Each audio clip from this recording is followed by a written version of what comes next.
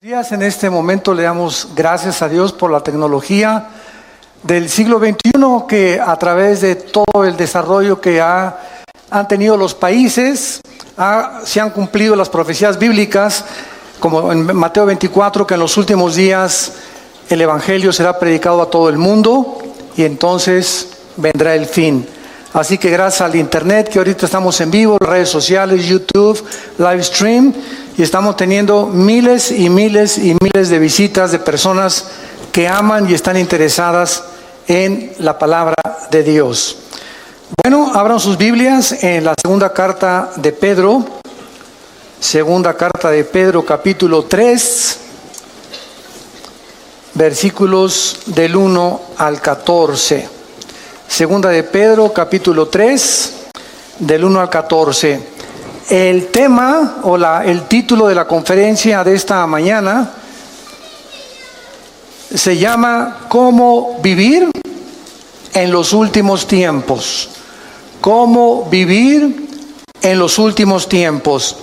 Dice así el apóstol Pedro en su segunda carta, capítulo 3, amados, esta es la segunda carta que les escribo, y en ambas despierto con exhortación vuestro limpio entendimiento, para que tengan memoria de las palabras que antes han sido dichas por los santos profetas, y del mandamiento del Señor y Salvador dado por vuestros apóstoles, sabiendo primero esto, que en los últimos días vendrán burladores, andando según sus propias concupiscencias, y diciendo, ¿dónde está la promesa de su venida o de su advenimiento? Porque desde el día en que los padres durmieron, todas las cosas permanecen así como desde el principio de la creación. Estos ignoran voluntariamente que en el tiempo antiguo fueron hechos por la palabra de Dios los cielos y también la tierra que proviene del agua y por el agua subsiste, por lo cual el mundo de entonces pereció anegado en agua. Pero los cielos y la tierra que existen ahora están reservados por la misma palabra, guardados para el fuego en el día del juicio y de la perdición de los hombres impíos. Mas, oh amados, no ignoréis estos, que para el Señor un día es como 1000 años y 1000 años como un día. Vamos a detener nuestra lectura hasta este momento y vamos a analizar estos versículos uno por uno para, en primer lugar, darnos cuenta que si tú supieras que Cristo viene mañana, ¿cambiarías tus planes, tus prioridades, tus expectaciones? ¿Cuántas personas el otro día oí, por ejemplo, que un camión ahora en la nueva ruta, la nueva autopista que acaban de hacer de la Marquesa hacia Toluca, que son como 42 kilómetros, que te ahorran como 15, 18 minutos para no irte por la anterior? Se fue un camión, ya están prohibiendo la entrada de los camiones de redilas y los camiones grandes. Es una bajada impresionante. Bueno, no se calculó mucho, ¿verdad? Y el camión se fue contra la caseta y mató a la persona de la caseta, murió quemado junto con el chofer. Después vino otro accidente también y gracias a Dios que pues ya hicieron otro desviamiento, una desviación para los camiones y se les está prohibiendo a los que entren que ya no circulen por esa autopista. Lo que más me impactó fue que oí en el periódico que uno de los testimonios es que unos familiares de estas personas que murieron dijeron lo siguiente. Mi tío, una de las personas que murieron, estaba cuando salió de la casa y voy a hacer esto, construir esto, etcétera, etcétera. Y nos damos cuenta, uno de los familiares es cristiano, nos damos cuenta que así es la vida. Hoy vivimos, hoy en la tarde, hoy en la noche o mañana, ninguno sabe si vamos a amanecer. Nadie sabe. Todas las personas salimos al mundo y con proyectos y visiones y trabajo, etcétera, etcétera, cuando lo más importante es que todos estamos condenados, somos como una lista de reos condenados a muerte, porque algún día tenemos que entregarle cuentas a Dios. Entonces, si tenemos esta conciencia de que hoy puede ser el último día en que Dios tal vez te esté hablando y tal vez Dios te está dando la oportunidad de comenzar a cambiar ya tu trayecto y el camino que tú llevas, estoy seguro que cambiarías el rumbo de tu vida. Si respondes que sí, entonces eso quiere decir que necesitas hacer algunos ajustes ya en tu vida, no creyendo que tienes todavía un mes de vida, ni una semana, ni todavía, no me faltan todavía 10, 15 años, no me importa que tengas 20, 25 años de edad, 30, 35 años, la muerte toca las puertas a los niños recién nacidos, como al que llega a los 113 años del último señor judío que acaba de morir de 113 años. Así que la muerte es para todos los seres humanos, para todas las edades, en el momento en el que menos lo pensamos. Si tú respondes que sí, ¿verdad? Entonces la Biblia tiene muchas exhortaciones para que nosotros vivamos a la luz de la eternidad, a la luz de cada día levantarme, Señor. Yo no sé si es mi último día, encomiendo mi familia a ti, Señor. Te encomiendo mi vida, guíame, Espíritu Santo. Muéstrame las decisiones que tengo que tomar. Que las decisiones que no tengan consecuencias para el mal, sino para el bien. Que cada decisión que yo tome en este día sea para tu gloria, Señor. Cuando comenzamos a vivir con esta expectación de la eternidad, es cuando podemos comprender al rey David en uno de los salmos que oró a Dios y le dijo: oh Dios, enséñame a contar los días de tal manera que traiga sabiduría al corazón. Vean por ejemplo en Romanos capítulo 13, versículos del 11 al 14, la exhortación que nos hace el apóstol Pablo. Y esto conociendo el tiempo. ¿Cuál tiempo? El tiempo que es cortísimo de nuestra vida. Que ya es hora de levantarnos del sueño, porque ahora está más cerca de nosotros nuestra salvación que cuando creímos. La noche está avanzada y se acerca el día. Desechemos pues las obras de las tinieblas y vistámonos las armas de la luz.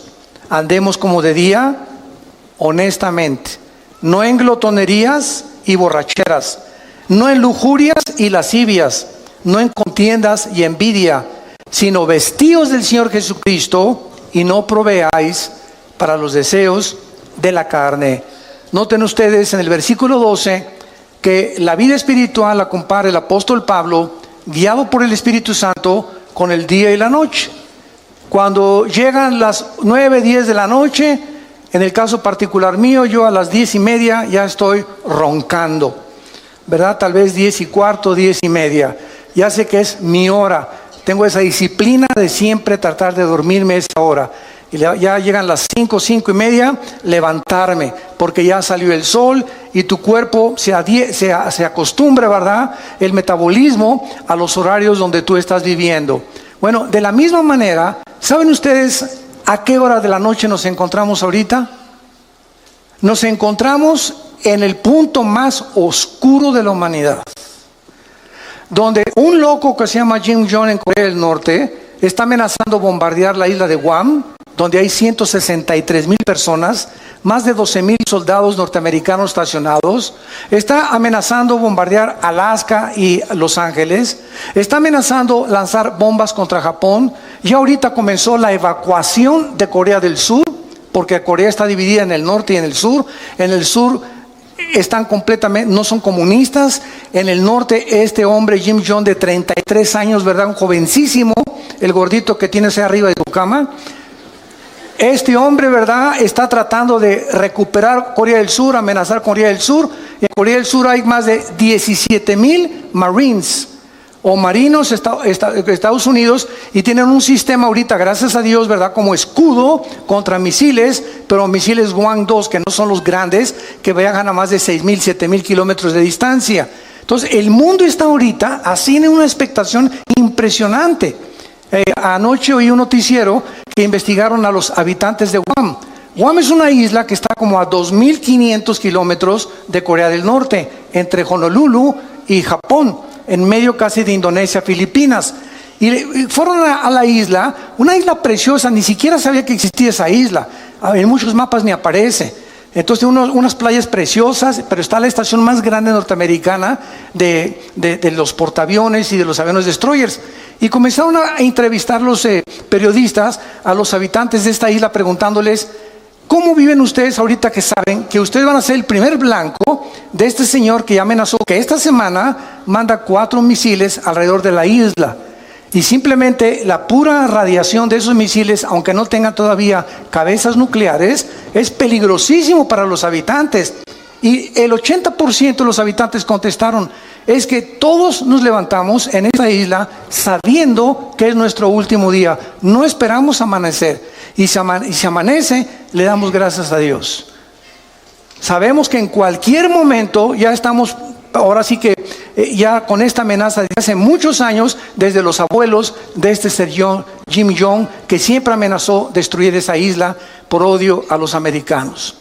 Entonces, cuando dijeron esto, me llamó la atención, porque es la forma como un cristiano debe de vivir. Todos sabemos que al levantarnos tal vez sea el último día. ¿Sabes tú acaso si mañana amaneces? ¿Sabes tú un accidente en la carretera, una bala perdida, un asalto, un secuestro, una enfermedad? Que vais al hospital mañana: doctor, me siento de maravilla. Discúlpeme, don Pancho, pero los rayos X dicen que usted tiene cáncer y hay una metástasis que se le ha cundido por todo el cuerpo. Oiga, pero yo me siento bien. Usted se siente maravilla. Los rayos X no fallan. Usted tiene cáncer y tiene 3 meses de vida. Y así, de la noche a la mañana, te cambia el panorama de tu vida. Estoy seguro que cuando alguien recibe estas noticias, cambia completamente su manera de vivir. Se enfoca ya en nuestras cosas, se da cuenta que realmente tenemos que vivir, porque muchos de ustedes no están conscientes de eso. Aunque sabemos que vamos a morir, casi nadie vive bajo la luz de la eternidad. Mientras observamos estos acontecimientos actuales, estamos al borde de una guerra internacional. Nos han bombardeado con correos: oiga, es la tercera guerra mundial. ¿Qué pasa si Corea del Norte cumple sus amenazas? Trump va a contestar estas amenazas. Si contesta esas amenazas, ¿cuáles son las consecuencias que habría de muertos en Corea del Norte? Porque inmediatamente Corea del Norte bombardearía Corea del Sur. Por lo menos en Corea del Sur, el primer día habría 100,000 muertos. El primer día que este hombre, con su artillería, no con misiles, con la pura artillería, contestara, si Estados Unidos atacara, morirían más de 100,000 personas. Ahora, hace 3 días, el presidente de China, Xi, le mandó un recado a Trump y le dijo lo siguiente: nosotros no te apoyamos si tú inicias el ataque a Corea del Norte. Si Corea del Norte inicia el ataque y ellos atacan a Estados Unidos, nosotros vamos a permanecer neutrales y no nos vamos a meter en el conflicto. Pero si Estados Unidos ataca primero y lanza el primer misil contra Corea del Norte o para destruir sus sitios nucleares, China dijo, entonces nosotros tendríamos que intervenir, porque le llamaríamos una agresión de acuerdo a las leyes internacionales de la justicia en La Haya, en Holanda. Entonces, vivimos un mundo tan incierto donde sabemos que ahora no son juguetes las armas que tienen los países. Rusia tiene una base nuclear en Venezuela, apoyado por Irán.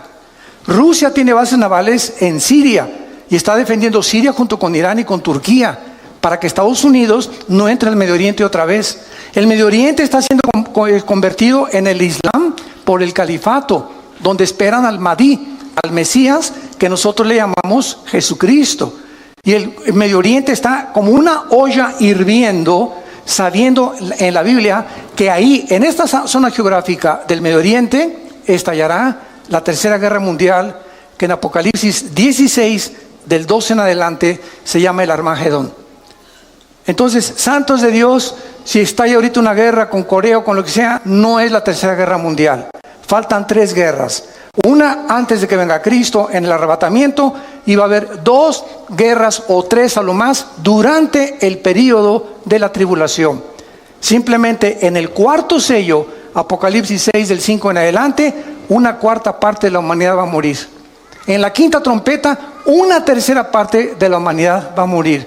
y cuando venga la guerra del Armagedón, si no viene Cristo y desciende con nosotros en la tierra, nos auto extinguiríamos. La raza humana se autodestruiría del odio tan grande que existe en el mundo. Ahorita, en los últimos, escuchen esto, 100 años, en una ciudad llamada Charlottesville, en Nueva Jersey, antier, se levantaron después de 100 años un grupo de nacionalistas blancos, que son los que forman el famoso Ku Klux Klan, con los neonazis y con símbolos de la suástica nazi. En esta ciudad se levantaron para levantarse en armas y clamar que se necesita una reforma de los blancos, que los blancos deben de volver a gobernar Estados Unidos. Es el racismo en su último grado. En los últimos 100 años, esto no se había visto en Estados Unidos. Había habido pequeños brotes, ¿verdad? Siempre blancos contra negros, contra mexicanos, pero ya este movimiento que se levantó ahí en Nueva Jersey, en Charlottesville, hace 3 o 4 días, es algo, ¿verdad?, terrible, que nos habla la condición y la temperatura en que se encuentra el mundo donde tú y yo estamos viviendo. No cabe duda, vivimos en los últimos tiempos. Iglesia, despiértate, porque los cascos del Apocalipsis ya se oyen en el cielo. El tiempo se nos acabó. Muy bien, vamos pues a ver de qué manera nuestra esperanza en el regreso de Cristo debe afectar nuestra manera de vivir.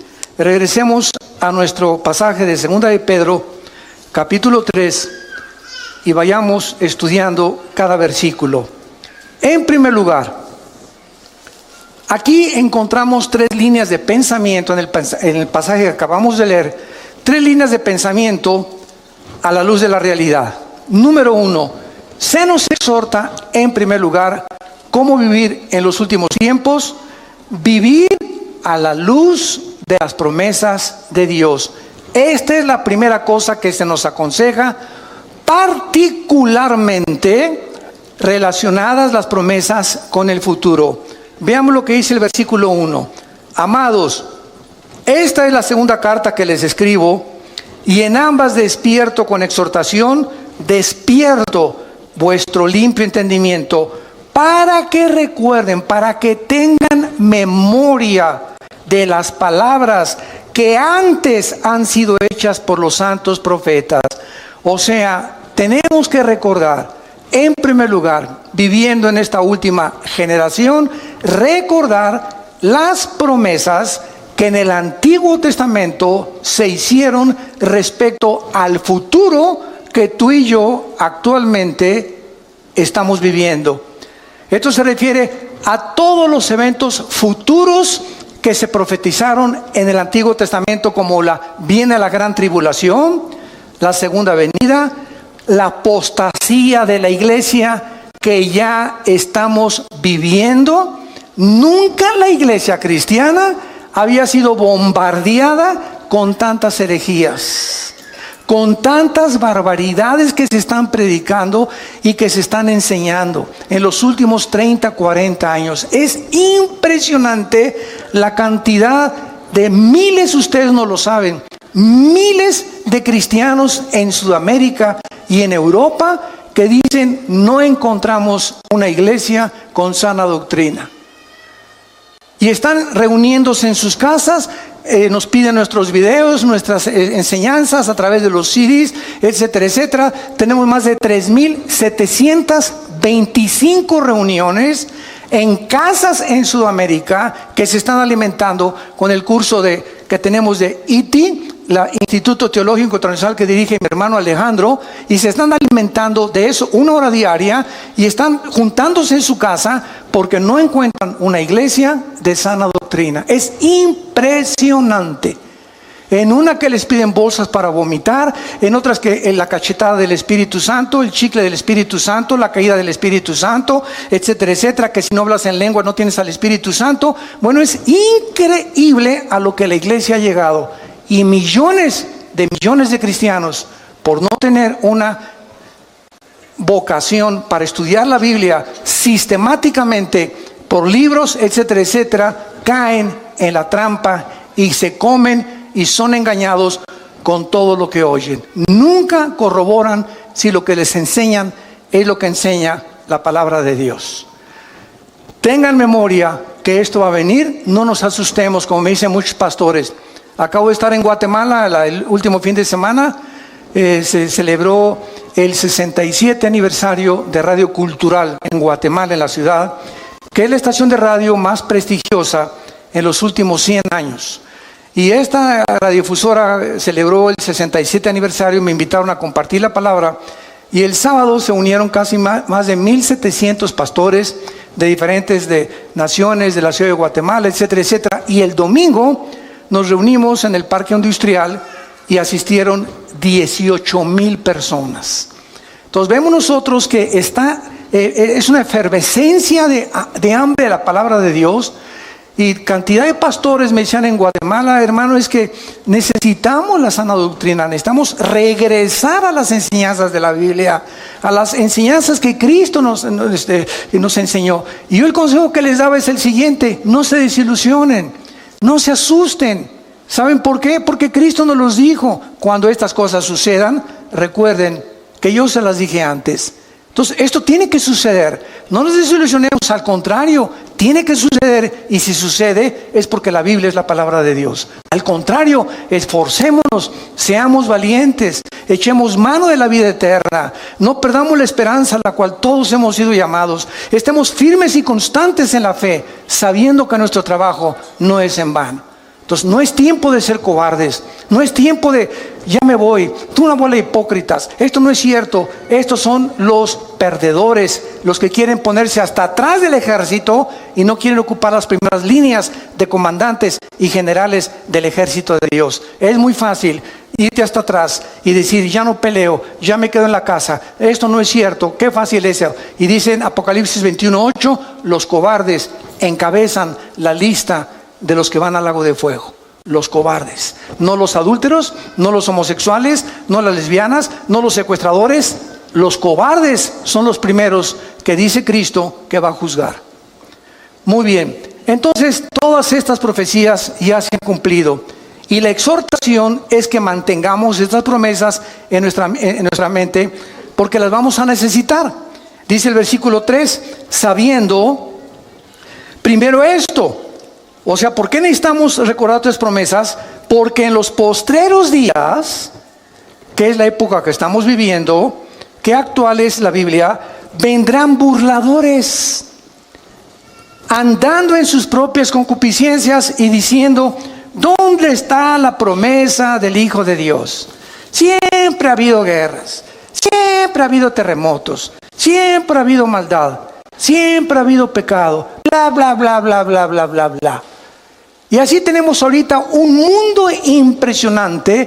Tú te metes, por ejemplo, a una conferencia bíblica, profética, y ves los comentarios. Hay buenos y hay negativos. Son puras mentiras. Esto es pura hipocresía. Y siempre hay estas cosas. Todas estas personas que mandan estos comentarios se les llama burladores. Y ahora es muy importante esto, porque eso nos explica por qué necesitamos aferrarnos a estas promesas. Un burlador, escuchen esto, no es lo mismo de una persona que tiene dudas, porque los que dudan honestamente están abiertos a las evidencias, pero el burlador es la persona que ni siquiera quiere oír las evidencias ni hacer caso de las evidencias o las pruebas que la Biblia ofrece para demostrarte que estás equivocado. El burlador se dedica a burlarse, a criticar, a despreciar y atacar las cosas de Dios. En el Salmo 10, en el Antiguo Testamento, David escribió lo siguiente, versículos del 3 al 5. Salmo 10, del 3 al 5. Porque el malo se jacta del deseo de su alma, bendice al codicioso y desprecia a Jehová. El malo, por la altivez de su rostro, no busca a Dios. No hay Dios en ninguno de sus pensamientos. Sus caminos son torcidos en todo tiempo. tus juicios los tiene muy lejos de vista, a todos sus adversarios desprecia. Y en el capítulo 14, versículo 1, dice David, dice el necio en su corazón, no hay Dios. Lo más lejos que el hombre pueda llegar es reconocer que Dios tenía razón. Y a partir de ese punto ya no llegas más lejos sin Jesús en tu vida. Entonces es importante, ¿verdad?, darnos cuenta que por qué actúan estos burladores de esta manera. Regresamos a nuestro pasaje 2 de Pedro. Y dice el versículo 3, ¿por qué estos burladores que abundan en la televisión, en las telenovelas, en los programas y en las entrevistas del radio, en el cine, en las películas? ¿Saben ustedes, santos de Dios, por qué esta gente actúa de esa manera? Burlándose, despreciándose, riéndose, haciendo mofa de las cosas espirituales. Nos lo dice el versículo 3, porque andan según sus propias concupiscencias. En otras palabras, son personas que no quieren que Dios se meta a sus vidas. Son personas que no quieren que haya nadie en el universo que les ponga 10 mandamientos para vivir. Son personas que no les importa ni tampoco les conviene tener un Dios a quien someterse.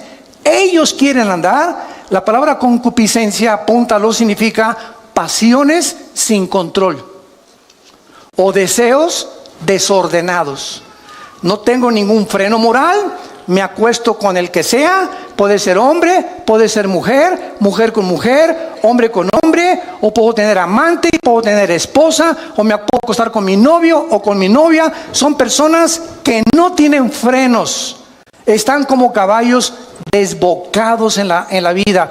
Hacen lo que, como caballos bien alimentados, relinchan tras las mujeres que no son su esposa. ¿Y saben ustedes por qué? Lo dice aquí en 2 de Pedro, capítulo 2, versículos del 10, que describe este tipo de personas.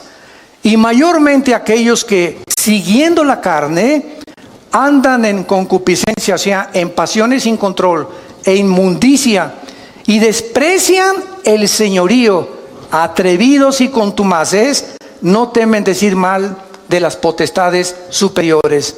Versículo 12, pero estos, hablando mal de cosas que no entienden, como animales irracionales, nacidos para presa y destrucción, perecerán en su propia perdición, recibiendo el galardón de su injusticia, ya que tienen por delicia el gozar deleites cada día. Estos son inmundicias y manchas, quienes aún mientras comen con ustedes, se recrean en sus errores. Tienen los ojos llenos de adulterio, no se sacian de pecar, seducen a las almas inconstantes, tienen el corazón habituado a la codicia y son hijos de maldición. Por eso se burlan de ti. Por eso te critican que eres cristiano. Por eso se mofan de la Biblia en los periódicos, en los libros, en las películas, en las telenovelas, etcétera, etcétera, etcétera. Porque detrás de estas personas se encuentra el 99% de las veces una vida de inmoralidad. Odian la luz, odian la santidad, odian a Jesús, aman las tinieblas. En el Evangelio de Juan capítulo 3 dice, y esta es la condenación, que la luz vino al mundo y los hombres amaron más las tinieblas que la luz. ¿Por qué? Porque sus obras eran malas. Porque todo aquel que aborrece la luz no viene a la luz. ¿Por qué? Porque la luz te muestra cómo eres. Y cuando nos ilumina el Espíritu Santo, nos damos cuenta, qué bárbaro, soy un basurero. Estamos podridos en maldad. Y cuando reconocemos esa maldad y esa podredumbre con la cual nacimos, el pecado original, es cuando, Dios mío, ten misericordia de mí. Y hay una cruz en la gracia de Dios a la cual nos podemos acercar y ser lavados con la sangre del Hijo de Dios. Muy bien, estos burladores también toman posiciones pseudocientíficas. Miren lo que dice el versículo 4. Y dicen, ¿dónde está la promesa de su advenimiento? o sea, de que va a venir, porque desde el día que los padres durmieron, todo permanece igual. Esta explicación, ¿verdad?, no cuadra con lo que la Biblia dice. Si estas personas realmente necesitan evidencias de la actividad de Dios en la historia, es bien fácil. La misma historia, señores historiadores que nos visitan, sociólogos que nos visitan, científicos y catedráticos y doctorados y licenciados que nos escuchan, la Biblia nos muestra que la historia misma demuestra la existencia de Dios. ¿De qué forma? Ven a la Biblia y encontrarás que Dios puso simplemente un botón de muestra, el libro de Daniel. En el libro de Daniel, Dios le recuerda hace 2600 años al profeta Daniel el orden exacto en el que iban a transcurrir todos los imperios gentiles hasta la segunda venida de Cristo, en la famosa estatua del sueño que tuvo el rey Nabucodonosor. Y Dios le dice a Daniel, la cabeza de oro es Babilonia, tal como Daniel lo comprobó porque él vivió bajo el imperio del rey Nabucodonosor. Y le dice Dios, después de Babilonia vendrá otro imperio que, de acuerdo a la historia, ¿quién fue? Los medos y los persas, que hicieron una alianza. Y le dice Dios, y el pecho, el vientre de bronce, vendrá otro imperio. De acuerdo a la historia, ¿quién fue? Grecia, con Alejandro el Magno, con sus conquistas relámpago, que a los 33 años se murió en lo que es ahorita Irak, que en la Biblia se le llama Babilonia.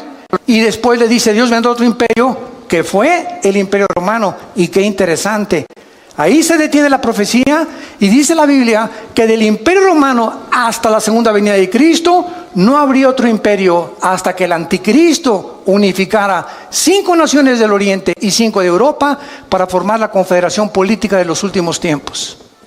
¡Qué increíble! ¿Quieres más evidencias de veras? La misma historia nos muestra que solo Dios pudo poner en orden la cronología de los imperios y los gobiernos de toda la historia. Solo Dios lo pudo hacer. Y así hay más de 133 profecías demostrando que se profetizó que Cristo iba a nacer en Belén, que Cristo iba a ser traicionado por 30 monedas de plata, que Cristo lo iban a traicionar sus propios discípulos y amigos, que Cristo iba a morir crucificado. Simplemente cuando Jesús abría sus manos, se cumplían en ese instante 33 profecías del Antiguo Testamento. Amados, tengan memoria de las promesas del Antiguo Testamento, porque van a enfrentar en los últimos días muchos burladores. Mucha gente ignorante, hablan lo que no conocen. Como un tonto, ¿verdad?, que tuve un debate con él en la televisión hace no mucho tiempo, me comenzó a insultar y llegó el momento en que me dijo, mire, es más, me dice, yo no creo que ni siquiera Cristo haya existido. Y esta persona tenía 2 títulos universitarios. Se atrevió a decirme, es más, yo creo que ni Cristo resucitó, que Cristo, no existió. Simplemente me volteé, ¿saben lo que le dije? ¿Me puede decir qué fecha es ahora? 10 de mayo de 1997. ¿Y desde cuándo está usted contando? 10 de mayo de 1997. Y se quedó así. Y le contesta el moderador, burro, desde que nació Jesús. La misma historia, y se dividió. Cuando vino Cristo, revivió la historia. Y fue tan impactante la entrada de Jesucristo a la historia que contamos antes y después de Cristo. No antes y después de Buda, ni de Mahoma, ni del Dalai Lama, ni de tu padrino Walter Mercado.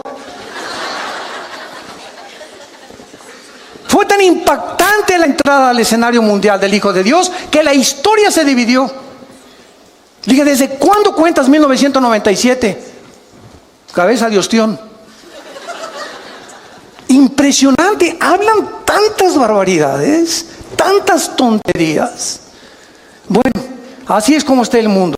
Tengamos memoria de esto porque se viene más y más y más la crítica y la oposición.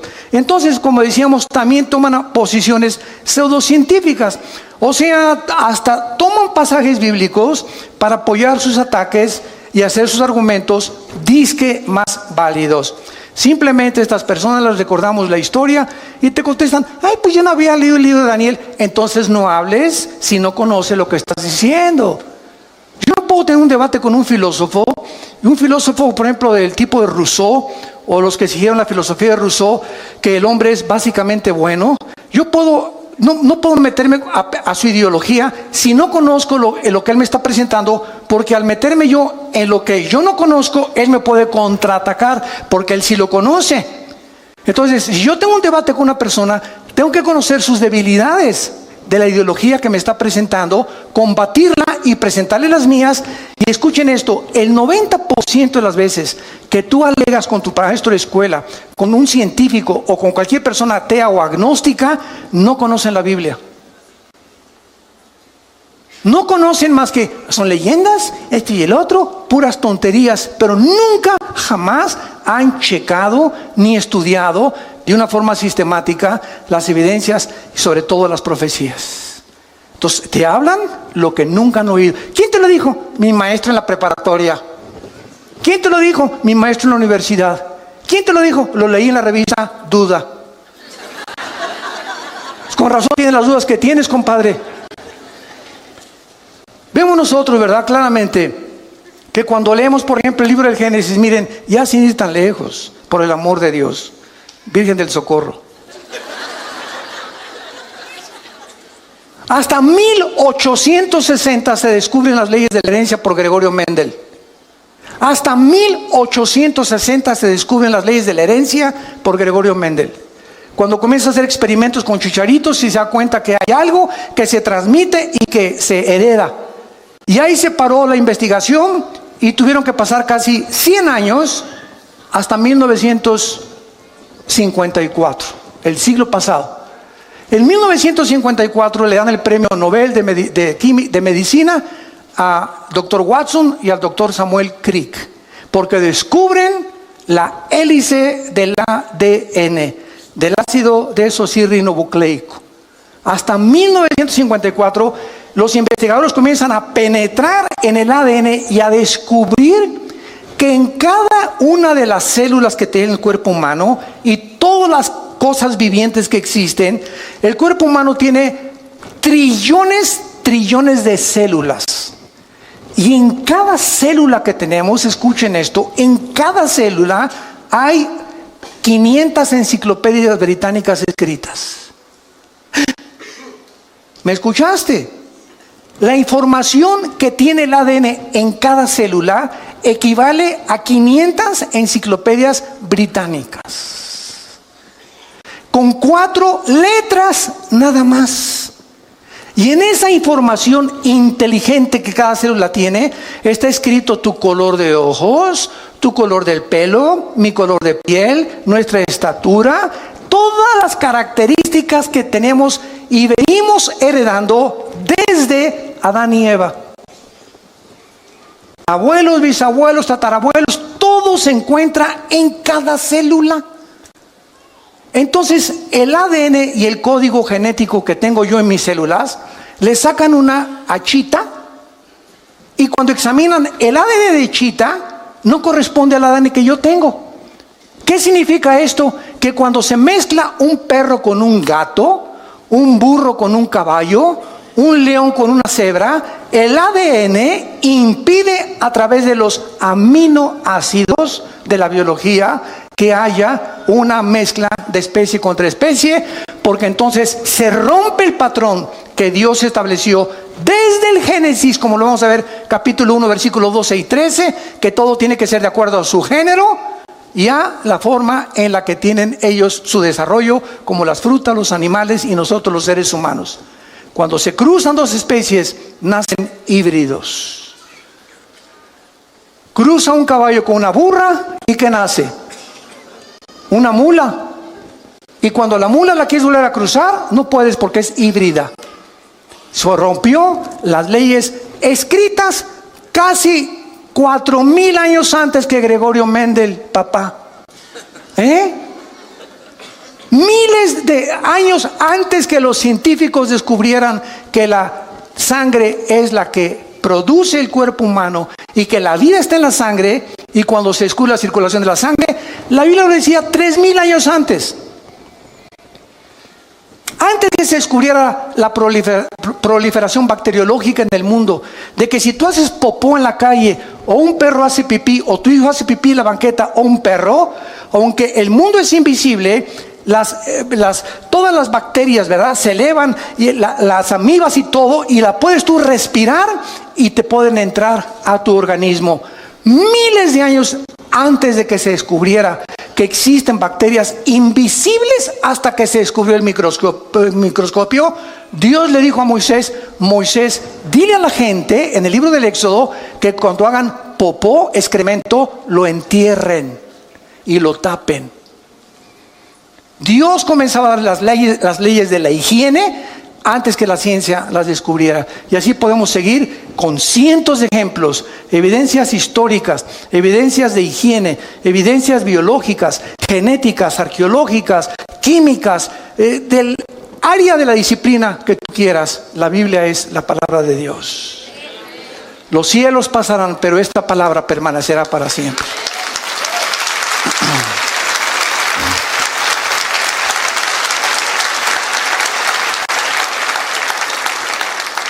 Ahora, vemos también, ¿verdad?, que es importante el tiempo de Dios. Porque esta es la pregunta que también dicen: no todas las cosas han sido igual, siempre ha habido guerras, etcétera, etcétera. Es verdad, siempre ha habido guerras. Es más, el Instituto para la Investigación de la Paz en Suecia, Estocolmo, ¿sabe lo que dictaminó hace algunos años? El Instituto para la Investigación de la Paz en Suecia, Estocolmo, que de los aproximadamente 6,000 años de historia que el ser humano tiene, solamente han habido 25 años de paz. En 6,000 años el ser humano solo ha tenido 25 años sin guerras. ¿Qué significa esto? Que la historia del ser humano es guerra tras guerra, generación tras generación, por nuestras pasiones, la codicia. Quiero tu terreno, quiero conquistar esa área geográfica, quiero tener esta colonia aquí. Los franceses, los ingleses, los austriacos, los judíos, los árabes, etcétera, etcétera. Todo el mundo siempre ha estado en continua guerra. Hace algún tiempo, tengo aquí las palabras de uno de mis autores favoritos, C.S. Lewis. Fue profesor de la Universidad de Oxford. Y en 1939, C.S. Lewis consigue sus libros: La grandeza del cristianismo, El problema del dolor. Bueno, es increíblemente científica, y fue el más grande ateo de Inglaterra. Y siendo el más grande ateo de Inglaterra, se convierte C.S. Lewis y comienza a escribir, no sabes, la literatura más profunda que existe, científica cristiana. Y en 1939, C.S. Lewis, cuando la Segunda Guerra iba a comenzar, escribió esto. Y dijo así: la guerra no crea ninguna situación absolutamente nueva. Simplemente agrava la situación permanente humana para que no la ignoramos. La vida humana siempre ha sido vivida en la orilla de un precipicio. Estamos equivocados cuando comparamos la guerra con la vida normal. La vida nunca ha sido normal. Cuando explotó la Segunda Guerra, ¿de qué nos extrañamos? En otras palabras, siempre ha habido guerras. Es la condición permanente del ser humano. Si no hay guerras, buscamos la manera de pelearnos. Y llegamos al precioso siglo XXI. Y la luna, y los descubrimientos tecnológicos, internet desde los 90s, y las satélites de comunicación, iPad, IQ, chips, bla, bla, bla, bla, bla.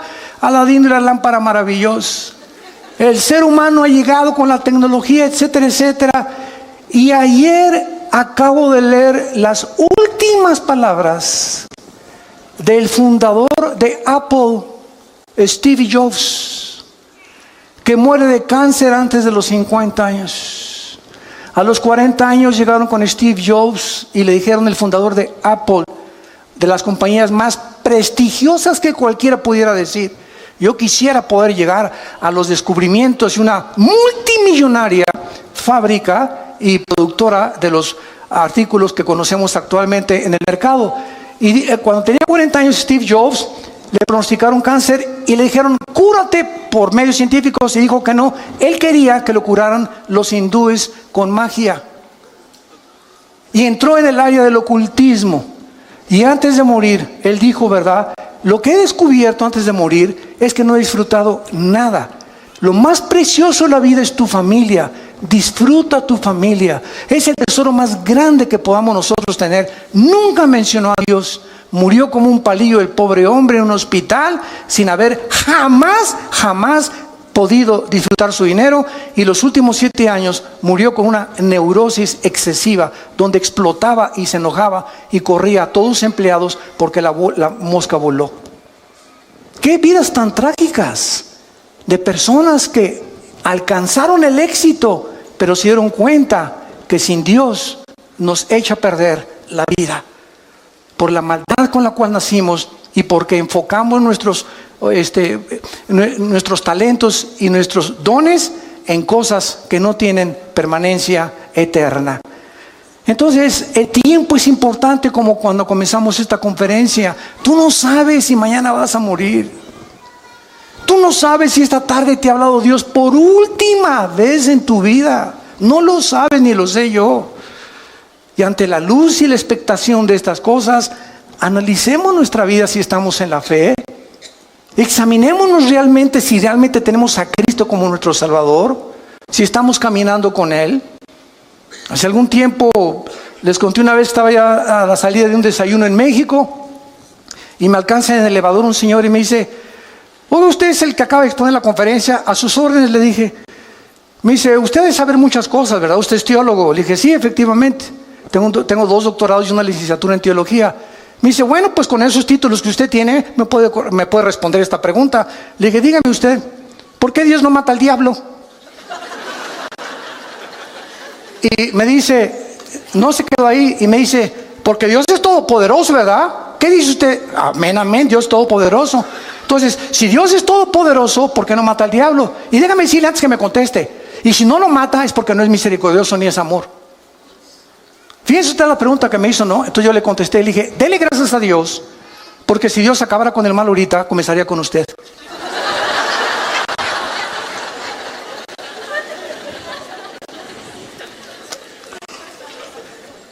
Segunda de Pedro, capítulo 2, lo acabamos de leer, versículo 9. El Señor no retarda su promesa, según algunos la tienen por tardanza. ¿Y por qué Dios no acaba ya con esto y con aquello? ¿Sabes por qué? Porque Dios es paciente para con todos, esperando que tú te arrepientas. Dale gracias a Dios que los juicios de Dios no han comenzado en la forma que se viene sobre el mundo, porque Dios es paciente con tu vida. Te va a seguir hablando a través de tu esposa, a través de tu esposo, a través de tus hijos, a través de tus amigos en tu trabajo, a través de las conferencias en YouTube, en internet, en las iglesias cristianas. Dios nunca deja de hablar, porque es paciente con tu vida. Pero llega un momento el que tú has decidido no creer. Y tienes la luz y tienes las evidencias, pero no te conviene. No es que no creas por falta de evidencias, como dijo Carlos Sagan, el último ateo del siglo XX, astrofísico. Es que si tuviera más evidencias para creer en Dios, hubiera creído en Dios. Pero detrás de la vida de este hombre, ¿verdad?, no había las características que él deseaba, porque no le convenía entregarse a Dios. Y esa es la tragedia humana, que la luz vino al mundo y los hombres amaron más las tinieblas que la luz. Ahora, en cuestión del tiempo, ¿verdad?, Dios no percibe el tiempo como todos nosotros. ¿Por qué no acaba ya Dios con todo? Porque el tiempo de Dios no es como tú lo piensas. Les voy a hacer una historia interesante relacionada con esto, que tiene algo de humor. Un hombre llegó al cielo y le preguntó a Pedro: Pedro, en el cielo, ¿cuánto es un minuto? Y le contestó Pedro: un minuto es 1.000.000 de minutos aquí arriba. Esto es interesante, le dice el hombre, y le volvió a preguntar: oye Pedro, ¿y un peso? ¿Cuánto es en el cielo? Y le dijo: no, en el cielo un peso es más de $1.000.000. Y entonces este hombre se quedó pensando y le dijo: oye, ¿me puedes prestar un peso? Y le contestó Pedro: sí, claro que sí, dame un minuto. Qué burro, ¿verdad? Así es. Dios está fuera de nuestras 4 dimensiones, y para Él un día es como 1000 años, dice el Salmo 90. Entonces, Él no está de acuerdo, ¿verdad?, en el tiempo como nosotros, como transcurre aquí. Aquí el planeta gira sobre su eje en 24 horas, se traslada alrededor del Sol en 365 días, que hace un año, pero Dios está fuera de nuestra galaxia. Él está fuera de las 4 dimensiones. Tú y yo vivimos en 4 dimensiones. Dios es un ser extradimensional. Entonces, Él enfoca y todas las cosas las ve completamente diferente a nosotros. Y cuando estemos en el cielo, después de que veamos lo que nos espera y las bendiciones que tenemos, que vamos a tener, y qué Disneylandia, ni qué Reino Ventura, ni qué Riviera Maya, ni Honolulu, ni qué nada. Cuando estemos ahí en el cielo, vamos a ver nuestro pasado y todo lo que sufrimos. 50 años, 60 años. Mira, en tus 60 años que has sufrido, desde que tú naciste no fueron puro sufrimiento. Cálmate, ya le ganaste a Job. Entonces la vida no es todo sufrimiento. Tenemos épocas, ¿verdad?, de sufrimiento y de tristeza y valles y montañas, porque así es la vida humana. Pero cuando estemos en el cielo y veamos esas épocas y meses o años que sufrimos, no se van a comparar y van a parecer como solamente una mala noche en un hotel de 5ª categoría que pasamos, comparado con nos espera en la eternidad. Y diremos ahí, valió la pena vivir para Cristo. Y ahí voltaremos hacia atrás y diríamos, ¿de eso nos estábamos quejando? ¿Teníamos tanta prisa cuando la eternidad nos está esperando con las bendiciones infinitas que Dios tiene para todos aquellos que le han entregado su corazón? Es por eso que nosotros debemos vivir a la luz de la eternidad. Dice el versículo 9, el Señor no retarda su promesa, sino que es paciente. Muchos la tienen por tardanza. Ay, ¿cuándo viene Jesús? Ay, que se acabe ya todas estas cosas. Desde tu perspectiva del tiempo y desde mi perspectiva del tiempo, elevemos nuestro corazón y nuestra alma a Dios. Pidámosle que nos dé sabiduría para vivir la corta vida que tenemos y empleemos todo lo que nos falta por vivir para la gloria de su Hijo Jesucristo. Señor, te damos gracias,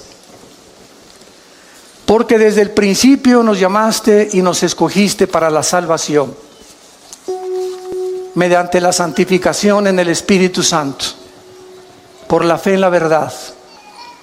Y nos llamaste por medio de tu Evangelio para alcanzar la gloria de Jesucristo. Bendito sea el Hijo de Dios, que lo resucitó a los 3 días de los muertos y nos hizo renacer a nosotros para una esperanza viva por medio de Él, para una herencia incorruptible, inaccesible en los cielos, que somos guardados por el poder de Dios mediante la fe, esperando la bienaventurada esperanza y la gloriosa venida de nuestro Señor en las nubes, que nos arrebatará y nos sacará de este mundo en cualquier momento para estar siempre con Él. Oh Dios, una vida muy corta, tal vez demasiado corta, nos has dado. Vivámosla pues a la luz de la eternidad, echando mano de la vida eterna, peleando la buena batalla de la fe, exhortándonos a ser valientes y vivir para Jesús. Corramos la carrera, despojándonos de todo peso y de pecado que nos asedia, esperando la bienaventurada venida de Jesucristo, y corramos esta carrera con paciencia, sabiendo que es fiel el que nos llamó. Muchas personas en este momento no tienen a Cristo. Yo los invito a que vengan a la cruz. Tú no sabes si hoy es la última vez que Dios te ha hablado. Cuando oigas su voz, no te endurezcas. Ya no te sigas burlando ni despreciando este regalo. Es un regalo. A Él le costó la vida. A ti solamente es reconocer que necesitas a Jesús en tu corazón. Si tú quieres arrepentirte en este momento y venir a la cruz, dile a Dios. Ahí desde donde tú nos estás escuchando, tal vez nos están escuchando de muchas cárceles, de muchas camas de hospitales, de muchas salas en sus casas. Donde te encuentres, dile: Señor, perdona mis pecados. Ya no quiero vivir en el camino que llevo. Doy gracias porque en esa cruz pagaste con tu sangre por ellos. Entra a mi vida en este instante, Jesús, porque creo que a los 3 días volviste a vivir. Venciste la muerte, a Satanás y al pecado, para darme esta victoria a mí, que no la merezco, pero por tu gracia la recibo y tu misericordia. Dame el poder para vivir la corta vida que me queda y poder enseñarles a mucha gente este camino en el cual ahora me encuentro. En el nombre de Jesús. Amén. Así que hoy me da mucho gusto haber comenzado ya en la anterior conferencia la nueva serie titulada El misterio de Babilonia. El misterio de Babilonia. Y rápidamente doy un resumen de la última conferencia. Analizamos casi todo el capítulo 17 de Apocalipsis, donde se menciona el misterio, la Babilonia, la madre de las rameras y de las abominaciones de la tierra. Y vimos claramente en la conferencia anterior que misterio significa una verdad no revelada anteriormente, o sea, en el Antiguo Testamento. Entonces, cuando dice la Biblia a Pablo en Efesios 3 que a él se le reveló el misterio de la iglesia, que los gentiles y judíos íbamos a ser un solo cuerpo, significa que antes de Cristo, ¿verdad? Antes de Pentecostés, el Espíritu Santo reveló parcialmente verdades a los profetas, pero Dios acaba de revelar las cosas en el Nuevo Testamento para nuestra edificación, consolación y exhortación. Así que cuando se menciona a Babilonia como un misterio, de eso se va a tratar este ciclo de conferencias. Y ya vimos que la Biblia menciona 280 veces a Babilonia. Y casi el 12% de los escritos del Apocalipsis, el 12% de los 404 versículos del Apocalipsis hablan de Babilonia. Jerusalén es la ciudad más mencionada en la Biblia y en segundo lugar, Babilonia.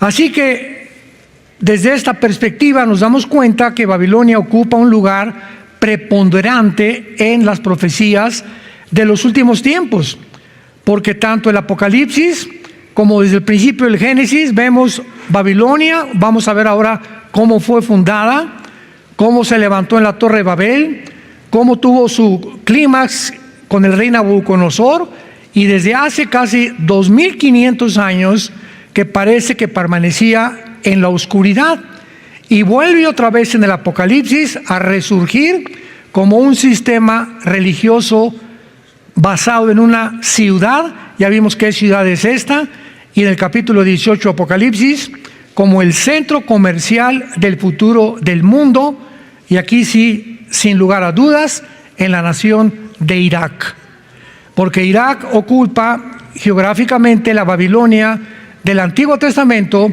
que actualmente se encuentra a 80 kilómetros de la ciudad de Bagdad, en la nación de Irak.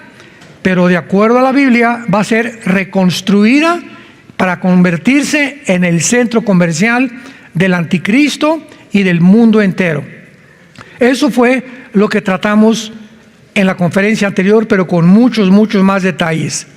Vean, vamos a ver actualmente, abran sus Biblias, en Génesis capítulo 10. Y vuelvo a decir esta bendición: benditos sean los que traen su Biblia el domingo, porque se irán en el rapto. Ah, ¿verdad? No, es que verás, en todas estas series y venir sin Biblia desarmados, pues no es lo mismo.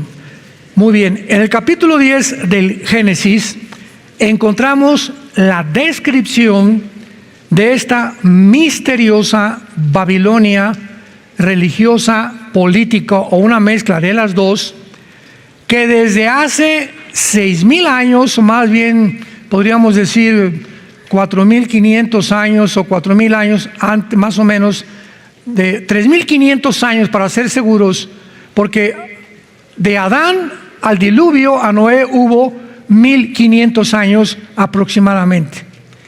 De Adán a Abraham hubo 2,000 años. De Abraham a Cristo, otros 2000 años, y nos encontramos en los últimos 2000 años, o en el calendario profético, porque un día es como 1000 años para el Señor. Y si en el séptimo día Dios descansó, ¿verdad? Entramos al milenio, que serán el séptimo día de Dios para nosotros, nuestras vacaciones como cristianos. Muy bien. Entonces Babilonia, desde el punto de vista que vamos a ver ahorita, desde el principio de la creación hasta que venga Cristo, encierra este lugar geográfico que se encuentra ni más ni menos junto al río Éufrates. Y cuando encontramos que Babilonia se encuentra junto al río Éufrates, nos damos que no es un lenguaje figurativo, ni estamos espiritualizándolo. Es un lugar geográfico, como dice la Biblia, en la tierra de Sinar o en la tierra de los caldeos. Siempre que encuentres en el Antiguo Testamento la frase los caldeos o la tierra de Sinar, es la región geográfica que pertenece actualmente entre Siria e Irak, para que te ubiques claramente.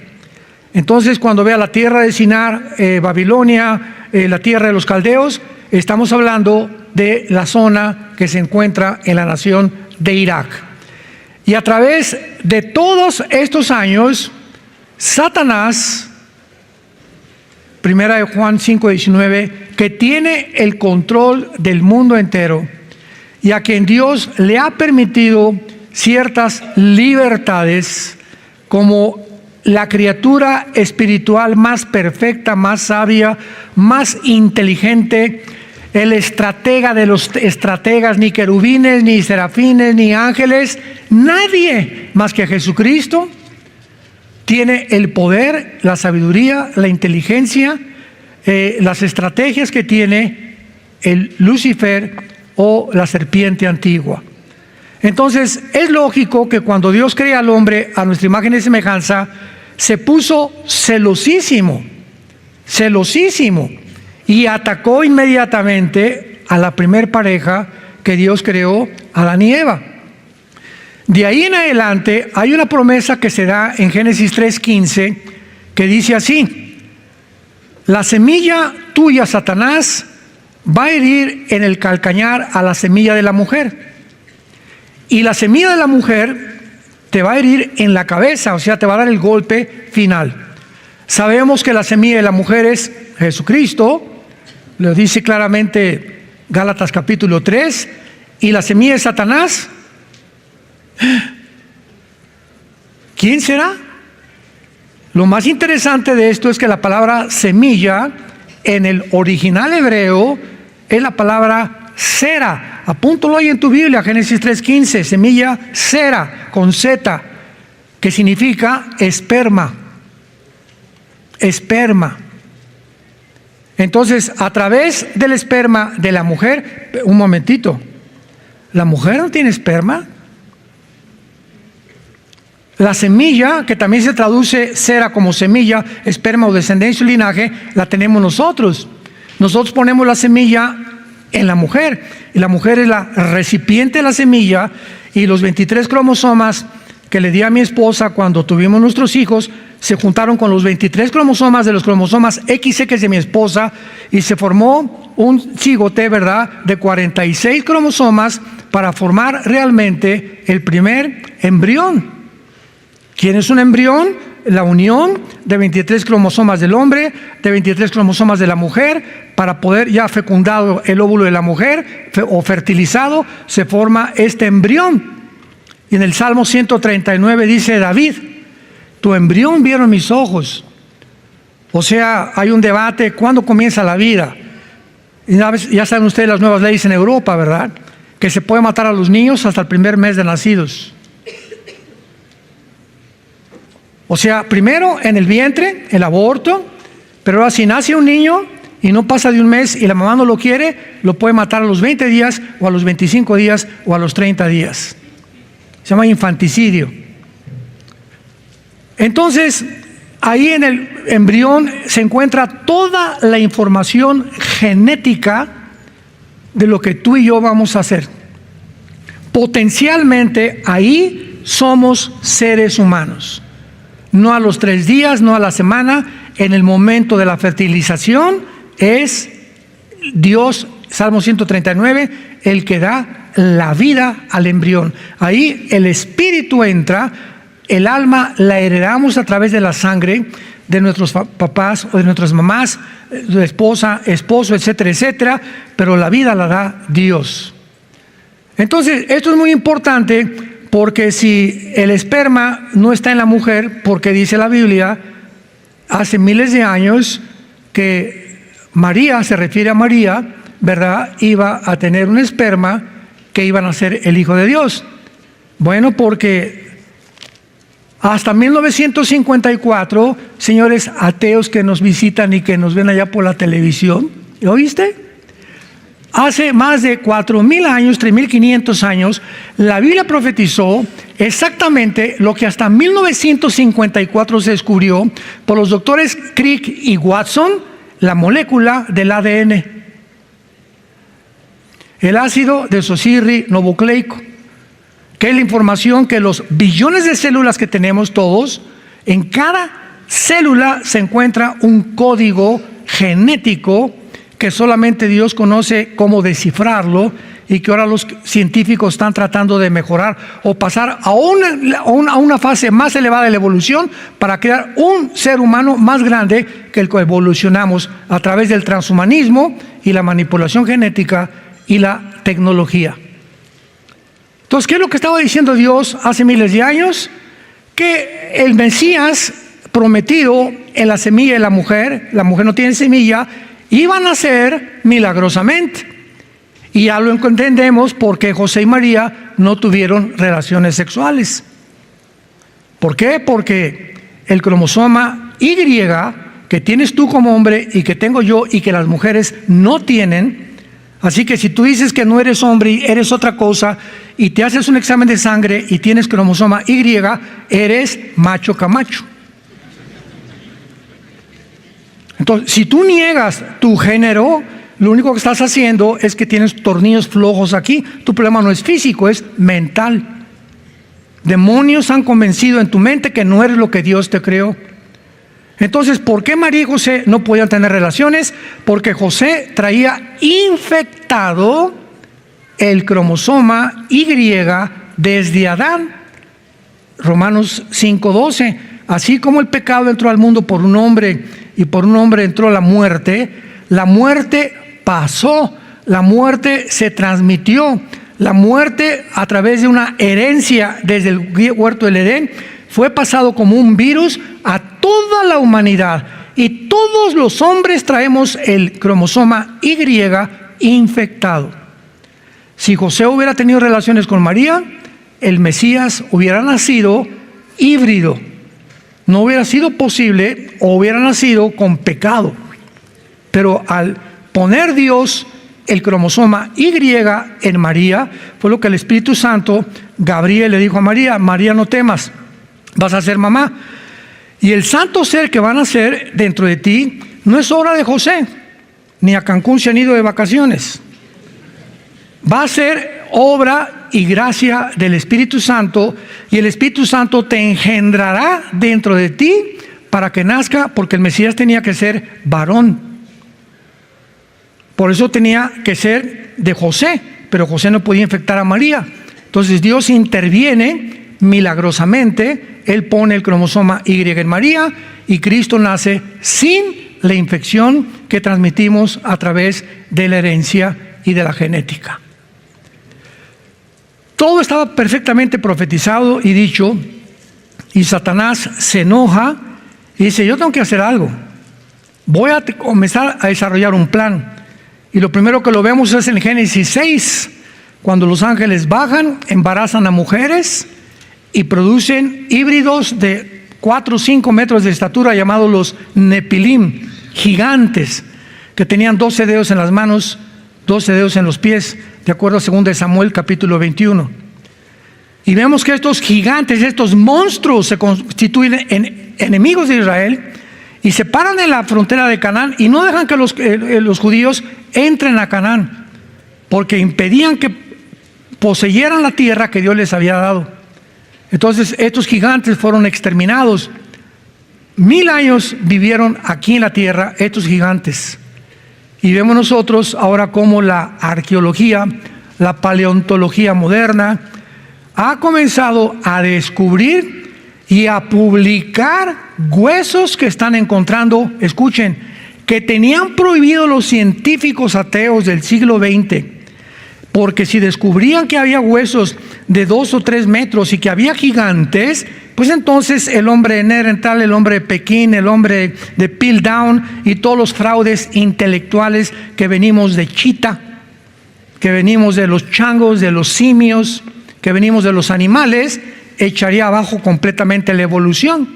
Pero ahora que después se descubre el ADN y que los científicos ya pueden realmente decir, es que es imposible a través del ADN que pueda haber híbridos o que pueda un ser humano venir de los animales, porque el cromosoma del perro no lo tiene el gato, ni lo tiene la jirafa, ni el león, ni el tigre, ni el gato. Todos los aves, peces en el mar, las cromosomas de la ballena no los tiene el pez tiburón, ni el pez tiburón los tiene los delfines, ni tampoco ningún otro ser. Todos tenemos cromosomas de acuerdo a la especie que pertenecemos. ¿Qué especie somos nosotros? Humanos. Entonces tu cromosoma jamás podrá ser igual al de un chango ni de chita. Y no vas a poder cruzar un perro con una gata, ni un caballo con una burra, porque nace una mula y nace híbrida, violando las leyes de la genética de Dios. Todas estas son evidencias que nos muestran que la Biblia tuvo que haber sido inspirada por Dios. Hasta 1954 comenzamos a entender desde las primeras páginas de la Biblia lo que Dios dejó plasmado para que pudiéramos abrir nuestro entendimiento y por fe darnos cuenta que realmente no es de interpretación privada, sino que los santos hombres de Dios hablaron y escribieron siendo inspirados por el Espíritu de Dios. Entonces, a través de toda la historia, Satanás ha tratado de destruir primero al pueblo judío. ¿Por qué? ¿Por qué ese odio contra los judíos? Los expulsaron de España, los persiguieron, la Inquisición, Roma mandó decir que si no se convertían al cristianismo los mataran, vino el holocausto de los nazis, 1945. ¿Por qué Hitler?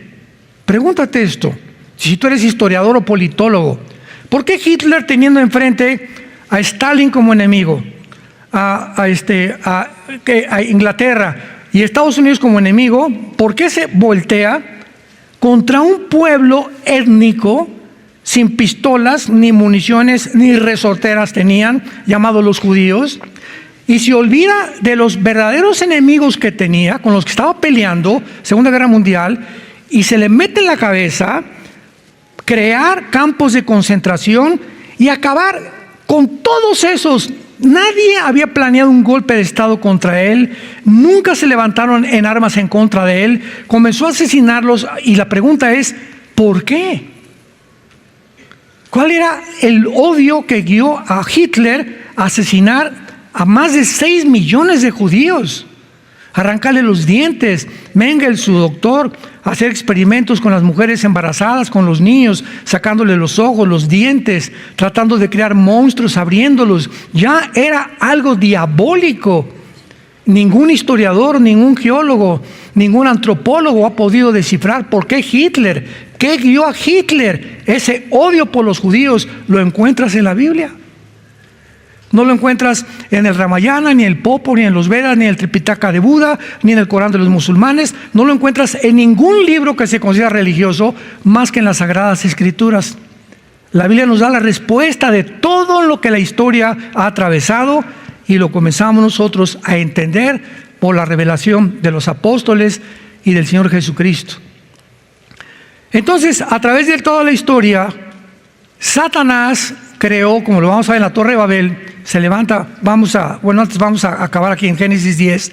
Satanás levanta un plan malévolo, maligno, satánico, ocultista, para después de levantar la Torre de Babel, ahí iniciar el primer aborto al programa de Dios a través de la Torre de Babel. Lo vamos a ver con detalles en esta mañana. Y de ahí en adelante, de la Torre de Babel hasta nuestros días, que fue Babel, de ahí vino Babilón. Babel significa confusión. Y Babilonia es la ciudad de la confusión o de las tinieblas, comparado con la ciudad de paz que es Jerusalén. Entonces, Satanás desarrolló un programa para infiltrar a través de todas las religiones,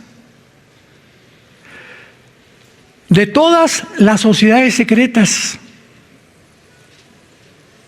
La Orden de los Rosacruces, Elena Blavatsky, la Teosofía, el mormonismo, todas las sociedades secretas, los Illuminati, que vamos a hablar también de ellos, todo el grupo el club de Bilderberg, todos los que son sociedades secretas, la masonería. A través de todas estas sociedades secretas, todas proclaman secretos escondidos que tienen para mejorar la raza humana. Como dijo Weishaupt, que fue el que fundó, que era un profesor de leyes en Europa, los Illuminati. Entonces, a través de todas estas filosofías y de todas estas secretas, vas a la universidad y creces sin la Biblia, y por un lado el comunismo, por otro lado la masonería, por otro lado la teología de Blavatsky. Yo tengo una tía que era aficionada a la teosofía de Elena Blavatsky, otros los Rosacruces, los caballeros templarios, y vemos por todos lados organizaciones a las cuales los seres humanos se meten a una o a otra, unos a otros, pero todas ellas se meten porque somos curiosos y queremos investigar lo oculto, aquello que está escondido. Y entras a la masonería y no, aquí somos bienvenidos todos, ¿verdad?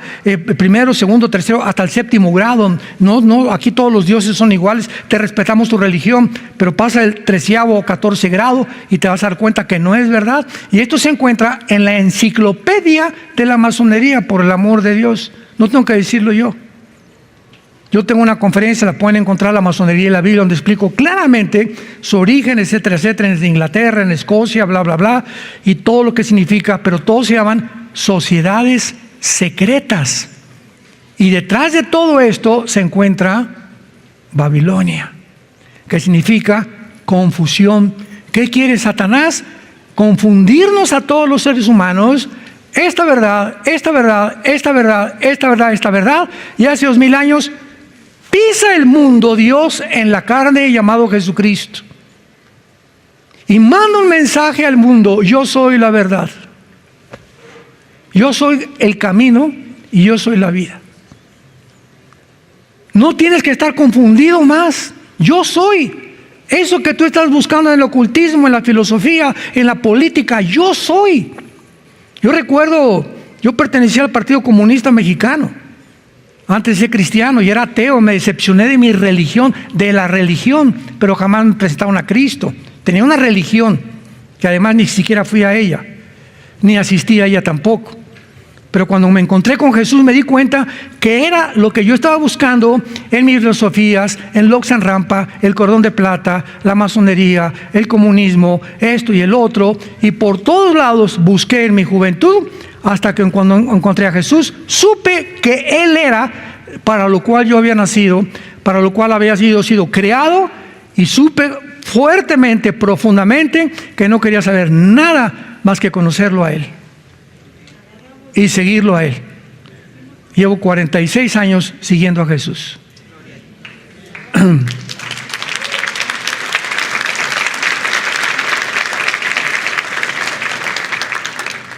Comenzamos en la tierra como misionero entre la Sierra de Oaxaca y de Guerrero. Estuve de misionero 3 años en pisos de adobe, tapándome con periódicos. Mis cojines eran envueltos en periódicos.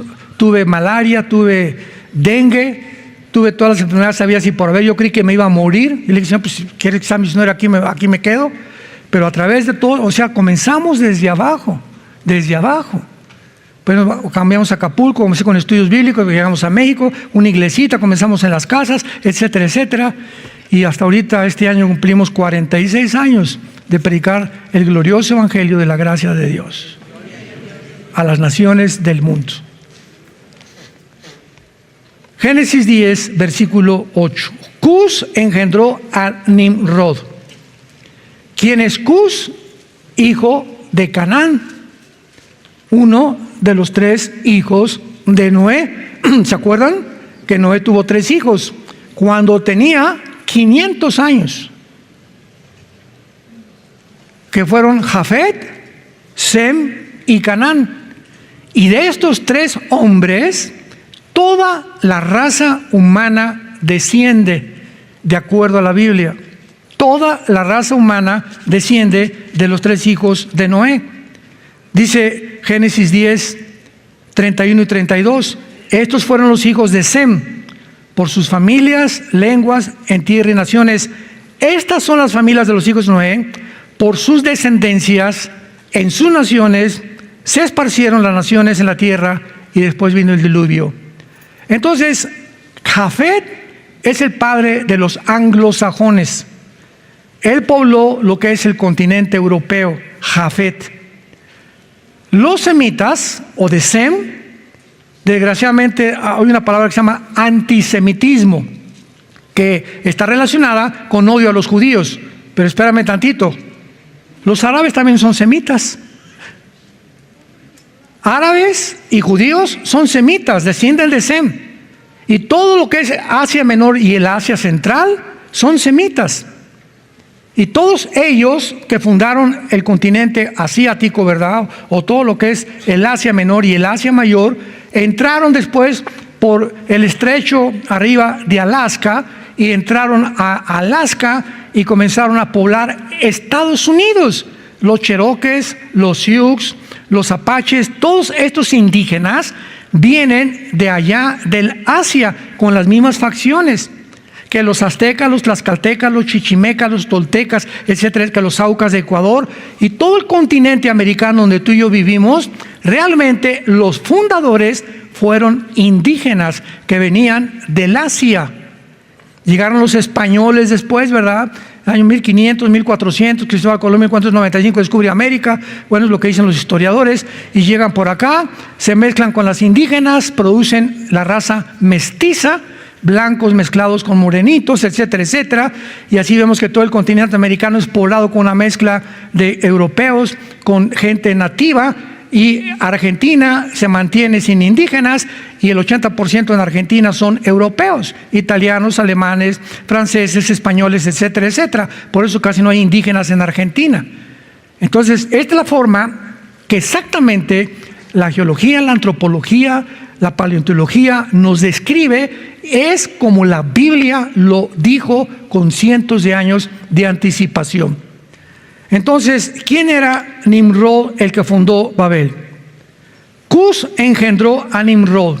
Si Cus descendía de Canaán, o de Caná, ¿verdad? Que después fue la tierra de Canaán, significa que ellos fundaron África. Los cananitas fundaron el continente africano. Entonces, Nimrod, que es el primer prototipo del anticristo en la Biblia, el primer prototipo del anticristo descendía de Canaán, quien llegó a ser el primer poderoso en la tierra, el primer poderoso. La palabra poderoso aquí es Gibor, de donde viene la palabra Giborín en hebreo, que significa fuerte o valiente, arrojado o intrépido. Son varios sinónimos en el hebreo de la palabra Gibor, que se tradujo valiente. Pero veamos con más cuidado lo que sigue. Porque ahorita Nimrod es nuestro enfoque para entender Babilonia.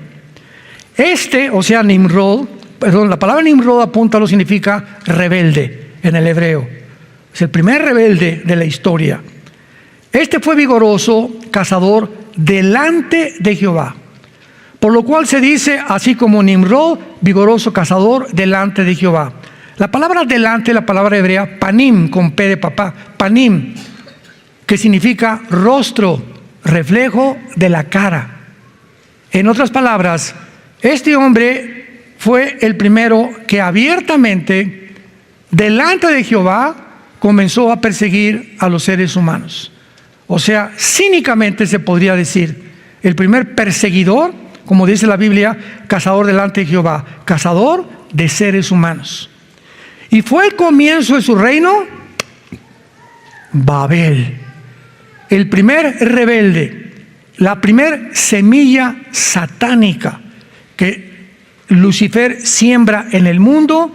Es lleno de rebelión y hace una ciudad, edifica, construye una ciudad llamada confusión. Erech, Akkad, Calné, en la tierra de... ¿Dónde la tierra de Sinar? Entre Siria y Egipto. En los márgenes de tu Biblia apunta todas estas cosas que son importantísimas para los estudiantes serios y diligentes de las Escrituras. La tierra de Sinar es la tierra que es ahorita Siria e Irak. Muy bien. Vemos entonces que la antigua Babilonia se describe geográficamente, sin ningún lugar de metáfora espiritualizar, no, geográficamente la tierra de Sinar o la tierra de los caldeos. Dice el versículo 10, fue el comienzo de su reino, la tierra de Sinar. Esta civilización tan influenciable que fue Babilonia, fue gobernada por reyes, emperadores, sacerdotes, situada a la orilla del río Éufrates, a 80 kilómetros de lo que es ahora la ciudad de Bagdad. Es interesante que en los 80s, cuando vino la guerra entre Irán e Irak, que querían realmente Hussein acabar con los iraníes, que después de la guerra en los 90s, Irak comenzó a reconstruir Babilonia. Ahorita se llama Bildad, esta ciudad que está en lugar de Babilonia. Pero exactamente donde está Babilonia, reconstruyó casi, lo pueden encontrar ustedes en el internet, las paredes de los castillos de Babilonia, puso y mandó imprimir Saddam Hussein una moneda con su cara de un lado y al otro lado la cara del rey Nabucodonosor, que era su héroe, era fan de Nabucodonosor. Y qué interesante que invirtió más de $1,000 millones. Pero vino la guerra del Golfo Pérsico porque no era el tiempo de Dios, y entonces 29 naciones dirigidas por papá Bush, el presidente George Bush, papá del hijo después que fue presidente, 1990-91, hicieron lo que se llamó la Operación del Desierto, se lanzaron sobre Saddam Hussein porque el chiquito, ¿verdad?, quería invadir Kuwait, supuestamente que por deudas que tenía Kuwait, supuestamente. Era un barniz completa, una cortina de humo, como una justificación de que podían entrar. Pues entró a Kuwait, violó a todas las mujeres, su ejército, mataron a los niños, colgaron a las mujeres, a los hombres, y dijo las Naciones Unidas, esto no lo podemos permitir. Desde entonces no ha habido otra conglomeración ni confederación de naciones que se unan ahorita para sacar a Putin de Ucrania. Y todos ustedes tienen que preguntarse, ¿pero por qué? ¿Por qué sacaron a Hussein de Kuwait y por qué todavía Ucrania sigue intocable? Qué interesante, ¿verdad? Ya lo dije en otras conferencias, búsquenlas en YouTube para no perder el tiempo. Entonces llegó esta alianza de naciones, ¿verdad? Y se escapó Hussein y se fue a Irak. Entonces ya los tanques de todas las naciones impidieron que Kuwait fuera conquistada y se fueron entonces tras de Hussein a Irak.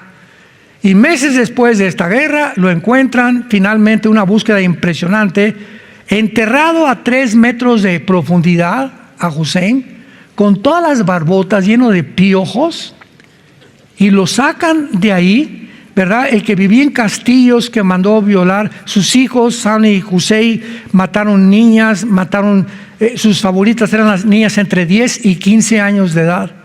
Llegaban a las fiestas y las arrancaban sus 15 años, las arrancaban de los papás, sus familiares, y ni quien se metiera con ellos, porque mataban a la familia. O sea, eran 3 monstruos así. Pues lo sacan ya de la cueva. Estados Unidos lo entrega a las autoridades de Irak, y el juicio de los jueces de Irak lo condena a la muerte por la horca, y ahorcan a Saddam Hussein, tumban su estatua, y viene un revoltijo que hasta ahorita no ha parado en Irak, porque Irán sigue insistiendo en controlar Irak y Siria.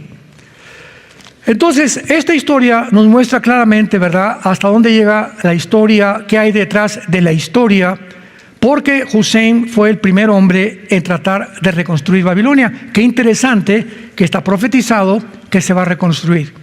Este es el punto que yo quería tratar. Muy bien, pasemos a Génesis capítulo 11 y adentrémonos ahora en materia. Tenía entonces toda la tierra una sola lengua y unas mismas palabras. Desde hace aproximadamente, son 2.000, 3.000, casi 6.500 años, nunca en la historia humana, desde Babel hasta el siglo XX y XXI, las civilizaciones de todas las naciones del mundo habíamos tenido un solo idioma predominante, el inglés. Tú quieres estudiar eres japonés, eres italiano, eres ruso, mexicano, guatemalteco, de lo que tú me quieras decir. ¿Quieres estudiar ciencia? Todos los mejores libros de ciencia están en inglés. ¿Quieres ir a cualquier parte del mundo? Los gringos no tienen que hablar que, what is your name? Nada. O hablas inglés y llegan y exigen ellos que les contesten en su idioma. Ve a Estados Unidos y les hablas en español y no te contestan. En Europa pasa lo mismo. En Europa ya casi pues hay demasiado odio ya contra los norteamericanos, ¿no? Pero ahorita es el idioma oficial para estudiar y para todo. Harvard, todas las universidades, Oxford, ¿verdad?, en Inglaterra, en la Unidad Hopkins, etcétera, etcétera, necesitas el inglés a fuerza. Y el que habla inglés tiene mejores trabajos, tiene mejores puertas para que se te abran, etcétera, etcétera. Entonces, qué interesante que lo que comenzó en ahora sí que el patrón que comienza en la Torre de Babel se repite al final de los tiempos, exactamente igual como lo vamos a demostrar. Lo que nos habla indudablemente de que nos encontramos igual que en la Torre de Babel y que de ahí viene toda la contaminación, principalmente de la astrología. La astrología tuvo su origen en Babilonia. El ocultismo, la hechicería, la magia, todo tiene su origen en la tierra de Irak. Y en Apocalipsis capítulo 9, cuando lo leas, en la sexta trompeta, hay 4 ángeles amarrados junto al río Éufrates, junto a Babilonia, porque Babilonia fue levantada junto al río Éufrates. Los 4 ángeles más malignos, poderosos, terribles, destructores de todos los ángeles caídos que tiene Lucifer, ahí están amarrados, esperando que entre la tribulación van a ser desatados para matar a una tercera parte de la humanidad. ¿Por qué 4 ángeles? ¿Por qué no junto al río Lerma? O al río Bravo, o al Nilo, o al Danubio. ¿Por qué junto al río Éufrates? O sea, todo tiene un sentido. Tenemos que conectar todas las cosas en la Biblia para poder tener ya rompecabezas y entender claramente en qué tiempo nos encontramos actual. Tenía entonces toda la tierra una sola lengua y unas mismas palabras. O sea, todos hablaban el mismo idioma. Es posible que haya sido el arameo o el hebreo, porque es el idioma con el cual comenzó Dios la humanidad. Entonces, cuando comenzaron a crecer todos los seres humanos, tenían que transmitirse el idioma, desde luego, ¿verdad? Y aquí entonces llegó casi 1500 años en que toda la tierra habló el mismo idioma. Y aconteció que cuando salieron de Oriente, hallaron una llanura ¿en dónde?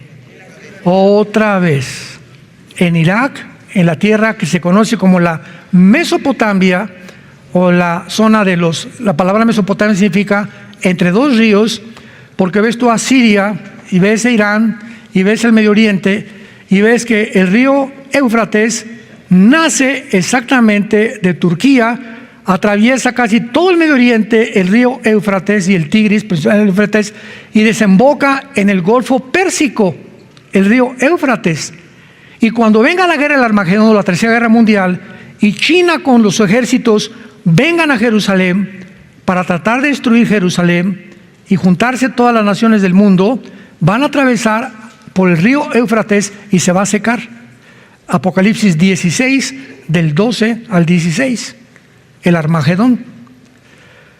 Entonces, ahí llega Nimrod y ahí se para, en el lugar geográfico donde se levanta Babel, donde se levanta la primera ciudad, donde nace el origen del ocultismo, la astrología, la brujería, la rebelión, las religiones. Todo lo malo que hay en el mundo tiene un origen, tiene una semilla de donde todo sale. No puede salir más que de un solo lugar.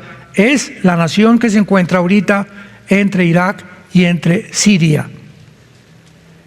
Y se dijeron unos a otros: vamos, hagamos ladrillo, cozámoslo con fuego. Y le sirvió el ladrillo en lugar de piedra y el asfalto en lugar de mezcla. Esto es pero muy interesante, porque vemos nosotros que la ciudad la hicieron con ladrillos o con cosas que ellos habían construido. Y cuando ellos comienzan a construir con ladrillos y con todo lo que Dios había prohibido que hicieran, aunque no tenían todavía los 10 mandamientos, encontramos después que Dios le dio una orden a Israel. Cuando hagas un altar, hazlo de piedras, porque las piedras las hizo Dios, ¿verdad? Entonces, acomodas todas las piedras, porque es obra de Dios el altar. Y no lo hagas alto para que no se vean las faldas de los sacerdotes. Y cuando hablamos que aquí lo hacen con ladrillo en lugar de piedra, ya Satanás sabía claramente que la forma en la que Dios ordenó a Israel edificar o construir tenían que ser con puras piedras, porque ya el ladrillo es obra del ser humano, ya es el esfuerzo del ser humano, y las cosas de Dios son hechas originalmente de lo que Él hizo en la naturaleza. Qué interesante, ¿verdad? Todos estos detalles son importantes, porque por eso dice en lugar de piedra, y el asfalto en lugar de mezcla. Vamos, versículo 4.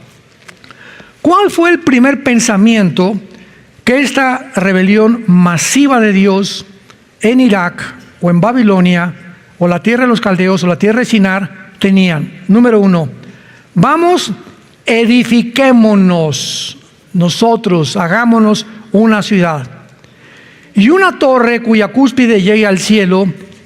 Y número 2, hagámonos un nombre por si fuéramos esparcidos por toda la tierra. Qué increíble forma de pensar actualmente en los seres humanos. Escucha lo que te voy a mencionar, búscalo en el internet. Actualmente hay una organización que se llama el Foro Económico Mundial. ¿Ya lo apuntaste? Foro Económico Mundial. Muy bien. No vas a dormir. El fundador se llama Klaus Schwab. Es un alemán. Tiene un consejero que se llama Noé, apúntalo, Noah Harari con H, Harari. Muchacho que no pase los 45 o 50 años de edad. Y acaba de declarar el Foro Económico Mundial que Dios no existe. Harari lo entrevistaron, que Cristo es un mito, el cristianismo es un mito, que no hay Biblia, etcétera, etcétera. Y dice en Primera de Juan, en la Biblia, todo aquel que niega al Hijo, niega al Padre, es el espíritu del anticristo. Cuando yo oí eso, dije, este señor tiene el espíritu del anticristo, pero así abiertamente. Por eso lo puedo decir ahorita, abiertamente, y está en las declaraciones del Foro Económico Mundial. Y este señor Harari dice que tenemos que deshacer el ser humano que existe ahorita y crear una raza superior que la que Dios creó. Pero que Jesucristo es un mito, que no existe Jesucristo, así, tan abierta y tan descaradamente. Yo creo que han llegado a una psicopatía todos estos disque científicos y todos que están tratando de crear todas estas medicinas para poder reducir la población, que ya perdieron el sentido de la lógica y del sentido común. Yo una vez, me acuerdo hace muchos años, con un ateo en un debate en el radio, me dijo, pues para mí Jesucristo ni siquiera existió. Yo le hubiera dicho a este Harari lo mismo, y le dije al ateo, ¿qué día es hoy? 15 de mayo de 1995. ¿Desde cuándo estamos contando 1995? ¿Desde que nació su abuelita, le pregunté? ¿Desde que nació Buda? ¿Desde que nació Zoroastro? ¿Desde que nació Mahoma? ¿Desde que nació Mahatma Gandhi? ¿Desde cuándo estamos contando la historia? ¿Antes y después de Cristo, por el amor de Dios, papacito? Fue tan impactante la historia que Cristo dividió la historia y se divide antes y después de su nacimiento. No antes y después de Buda, ni de Zoroastro, ni nadie. Él fue tan impactante su entrada a la historia humana que divide completamente la historia. Le digo, ¿cómo te atreves a decir que Cristo no existió? Entonces ve a las librerías y quema todos los libros de historia que existen.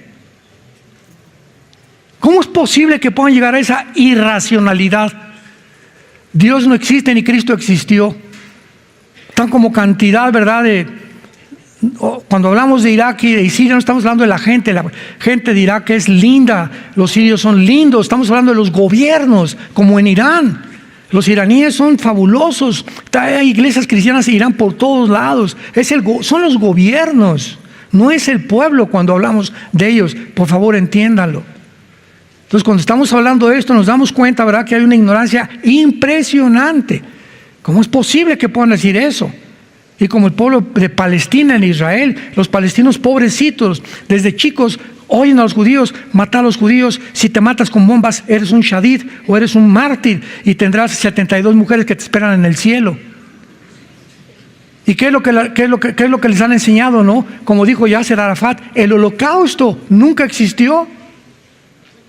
Se han atrevido a negar que hubo un holocausto, nace en el 45, se han negado esto. Oye, ya es cuestión de, ya psicopatía, ya estás mal, ya estás delirando, ¿de cuál fumaste? O sea, cuando entramos a ese terreno de discusiones y de retóricas y de politologías, etcétera, etcétera, donde negamos hechos históricos, que la historia ahí está ante nuestros ojos, es cuando dice el ser humano verdaderamente ha enloquecido. Cuando ya los genetistas y los médicos te dicen que no eres hombre sino que eres mujer y que si quieres ser mujer puedes ser hombre, es cuando dices, ya enloqueció la ciencia también.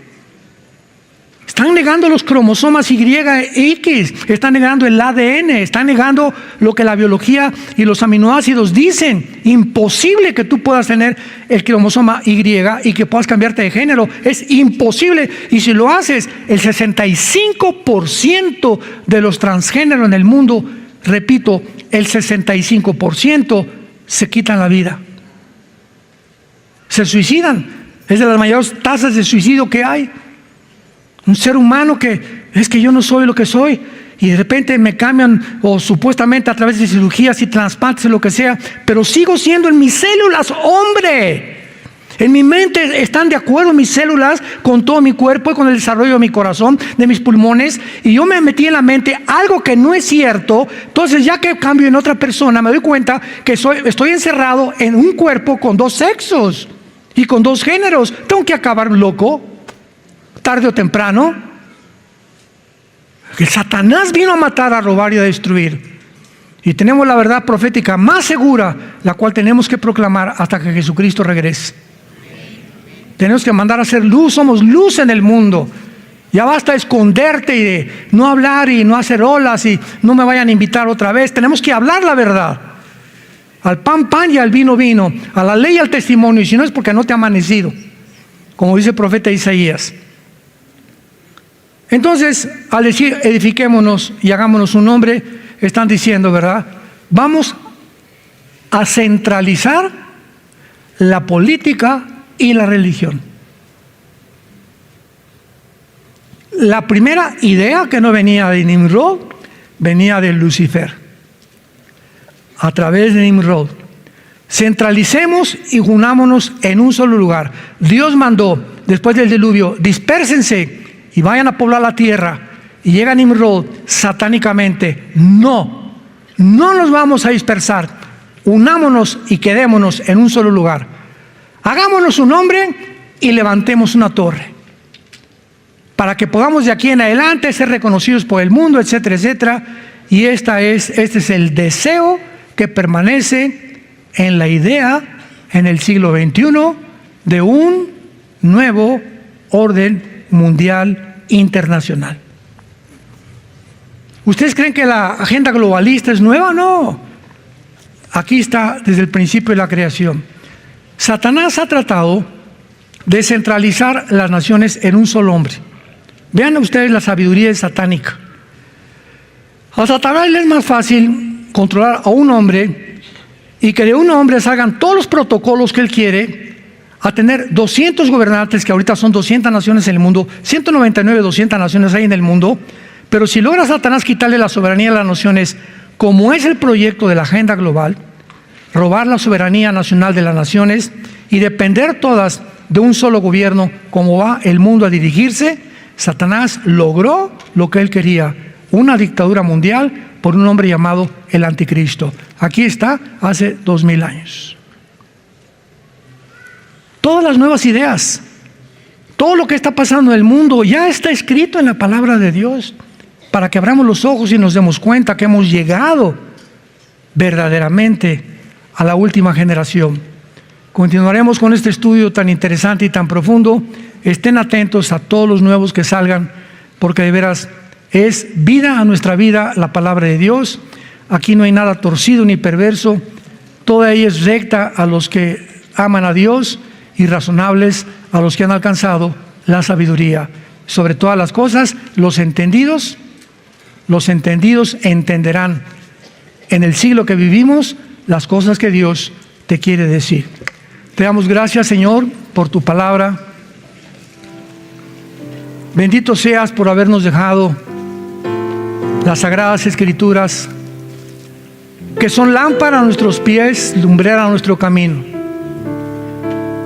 Gracias porque nos has elegido para ser santos y sin mancha, irreprensibles, en medio de una generación perversa y maligna, en la cual debemos brillar como luminares, porque mientras más densas son las tinieblas, más fuerte debe ser la luz que emanemos a través de la forma como vivimos, lo que hablamos y nuestras acciones, el testimonio que tengamos dentro de nuestra propia familia, nuestros vecinos, nuestros compañeros de trabajo, que puedan ver a Jesús a través de nuestra vida, que es real, que Él viene pronto a recibirnos en el aire para estar así siempre con Él. Por lo cual todas estas palabras nos sirven de consuelo. Y Dios te habla a ti a través de la Biblia, a ti que todavía no has hecho firme tu convicción y decisión de llamarte cristiano, hijo e hija de Dios. Dios dice que Él te ama. Dios te ama, escúchalo. Dios te ama. Y en esa cruz su Hijo muere en nuestro lugar para que el amor de Dios pudiera ser evidenciado a través del más grande sacrificio de toda la historia del cosmos. Y esa sangre que Jesús derramó en la cruz es el antídoto, es la medicina que Dios proveyó para perdonar, sanar tus heridas emocionales, psicológicas, físicas del pecado. Recíbele en esta mañana como tu Señor y Salvador. Cree que a los 3 días Él resucitó de los muertos y que Él puede entrar porque Él vive en este instante en tu vida como tu Señor y como tu Salvador. En el nombre de quien oramos y te damos las gracias. Amén.